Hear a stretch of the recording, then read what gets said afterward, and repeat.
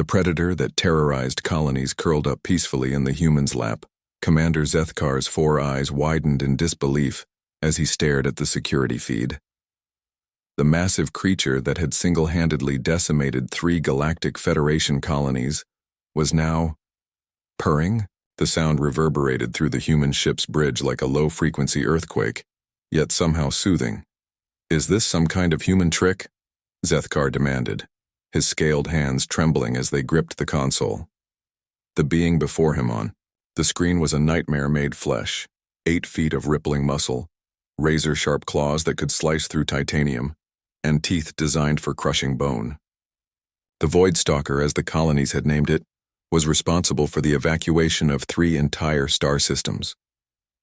Dr. Sarah Chen looked up from where she sat cross-legged on the floor, one hand gently scratching behind what could generously be called the creature's ear. "Oh, you mean Midnight? No trick. He's just a big softy once you know how to approach him." The alien delegation collectively took a step backward. Ambassador Trillian, a crystalline being whose usual composure never wavered, was practically vibrating with anxiety. "Dr. Chen, that creature has a kill count in the thousands. Our best xenobiologist classified it as an apex predator with no natural enemies and an insatiable hunger for sentient flesh." Sarah's eyebrows rose. "Well, your xenobiologists were half right. He is an apex predator." She paused to rub the creature's massive belly, eliciting what sounded like a content rumble. "But the insatiable hunger for sentient flesh part? That's just what happens when someone's hungry and scared." "Scared?" General Krekstar's mandibles clicked in disbelief. "That thing was terrorizing civilian populations." "Because you kept shooting at him," Sarah replied matter-of-factly. The creature, Midnight, shifted slightly, and the entire alien delegation reached for their weapons. Sarah didn't even flinch as a clawed appendage the size of a tree trunk settled gently across her lap. "He's not from your region of space. Poor guy got caught in a gravitational anomaly and ended up lost and hungry in unfamiliar territory." Dr. Chen reached into her pocket and pulled out what appeared to be a standard human protein bar. Midnight's massive head perked up immediately, 3 rows of razor teeth visible as his mouth opened expectantly. Sarah tossed the bar into the air, and the predator caught it with surprising delicacy, crunching it down with obvious satisfaction. "You're feeding it?" Zethkar's voice had risen to a near shriek. "Him?" Sarah corrected firmly. "And yes, turns out these guys are omnivores, not pure carnivores. His species probably evolved to hunt when necessary, but prefer easier food sources when available." "Those attacks on your colonies?" He was looking for food processing centers and agricultural areas. Ambassador Trillian's crystalline form shifted colors rapidly, a sign of extreme agitation among her people. "But the casualties were mostly from panic and your military response," Sarah interrupted, her tone growing serious. "When I accessed your incident reports, I noticed something interesting. The highest casualty rates occurred when your forces engaged him directly. The lowest were in areas where civilians simply evacuated calmly." She gestured to Midnight, who had now rolled onto his back like an oversized cat, 4 massive paws in the air. "He's actually quite gentle by nature. His species likely evolved sophisticated social behaviors. The aggression you witnessed was defensive, not predatory."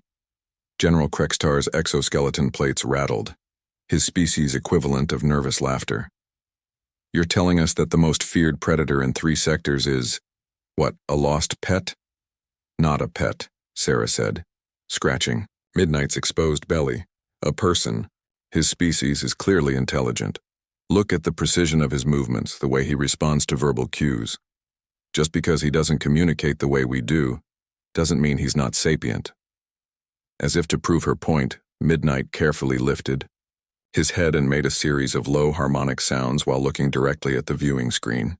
The translation matrix struggled for a moment before producing, "Grateful, safe, friends." The silence that followed was deafening. Ambassador Trillian was the first to speak, her voice barely above a whisper. He's trying to thank us?